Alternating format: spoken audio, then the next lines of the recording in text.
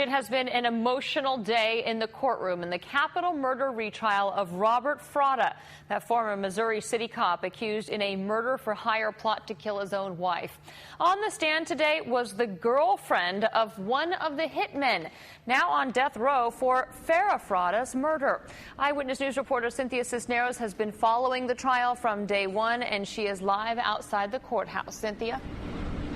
Ilona, it's what the jury didn't hear that's considered significant. Prosecutors were hoping to draw a line between Robert Fratta and the murder of his wife, Farah Fratta, and they were hoping to accomplish that with the testimony of Mary Gipp.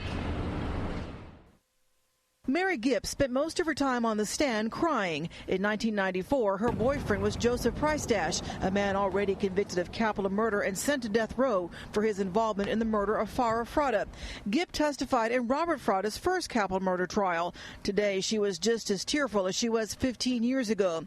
Prosecutor Denise Bradley asked Gipp, "Did Joseph Price-Dash tell you what his role would be in this murder?" "Yes," answered Gipp. "What did he tell you his role would be?" "He was the driver," testified Gipp. Gipp began to break down when she testified about what happened next. Bradley asked, "Did you do anything to warn Farah Fratta this murder would happen?" "Yes," said Gipp. "What did you do? Did you call her?" "No, I didn't," said Gipp.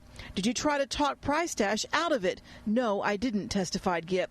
Gipp went on to testify the day of Farah Fratta's murder, Price-Dash came to her apartment with a gun.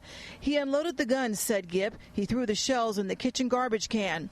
Prosecutors allege Robert Fratta hired Price-Dash and Howard Guidry to kill Fratta's wife, Farah. Price-Dash drove the getaway car. Guidry, also already convicted and on death row, fired the gun.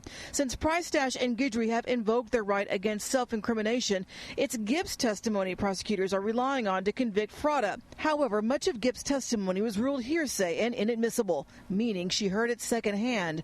But the judge granted an exception. If everybody is in a conspiracy together, and you can prove that it's a conspiracy to kill, then statements made during the course of and in furtherance of the conspiracy are allowed.